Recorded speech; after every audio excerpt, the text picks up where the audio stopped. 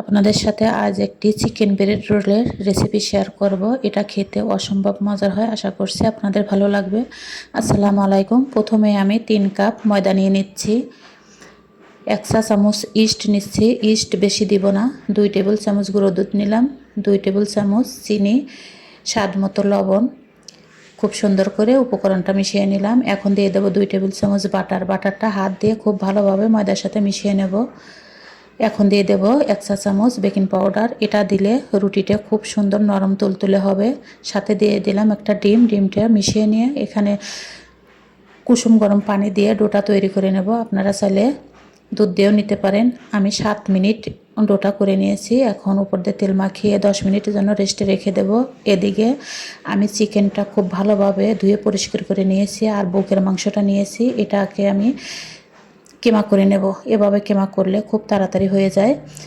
কিমাটা হয়েছে, উঠিয়ে নিলাম। চুলায় চলে আসলাম, তেল গরম করে নিয়ে সামান্য লবণ দিয়ে দিচ্ছি, এতে করে প্যানের নিচে মাংসটা লেগে যাবে না। যখন মাংসটার কালার চেঞ্জ হবে তখন দিয়ে দেবো ধনে গুঁড়া 1 চা চামচ, মরিচের গুঁড়া 1 চা চামচ, দিয়ে দিচ্ছি লবণ।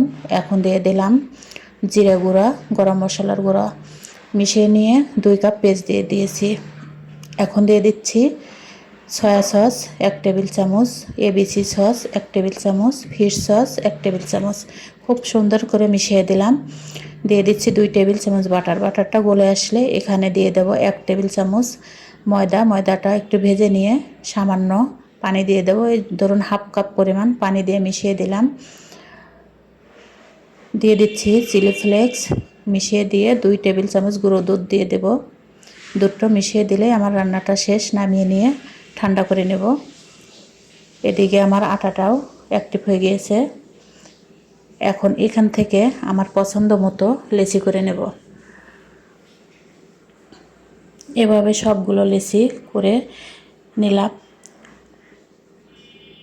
এখন উপর দিয়ে ময়দা ছিটিয়ে দিয়ে একটি বলের মধ্যে উঠিয়ে রাখবো।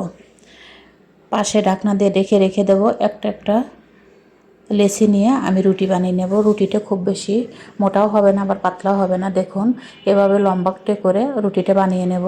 এখন পুরটা দিয়ে সবগুলো রুটিতে আমি পুর দিয়ে দেব। এদিকে আমি কিছু শুকনো ময়দা নিলাম, পানি দিয়ে একটা গোলা তৈরি করে নেব। এটা আমার রোল বানাতে লাগবে। দেখতে থাকুন আমি কিভাবে বানিয়ে নিচ্ছি। ঠিক এভাবেই রোলগুলো বানিয়ে নেব। মুখগুলো খুব সুন্দর করে সিল করে নেব। সবগুলো রোল আমি এভাবে বানিয়ে নেব। আমি একই পুর দিয়ে 2 রকম রোল বানিয়ে নেব।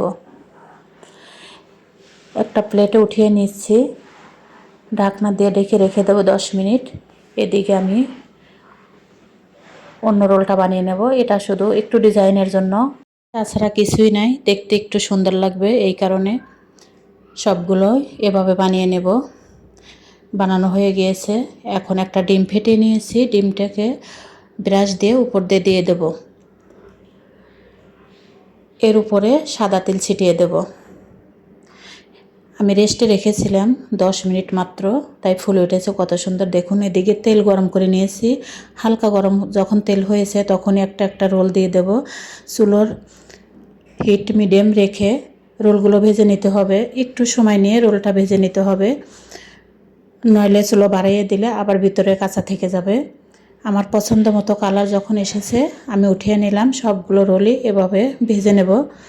দেখুন দেখতে কত সুন্দর হয়েছে আর একদম নরম তুলতুলে। আমি উপর দিয়ে গরম অবস্থায় এই বাটার ব্রাশ করে দেব।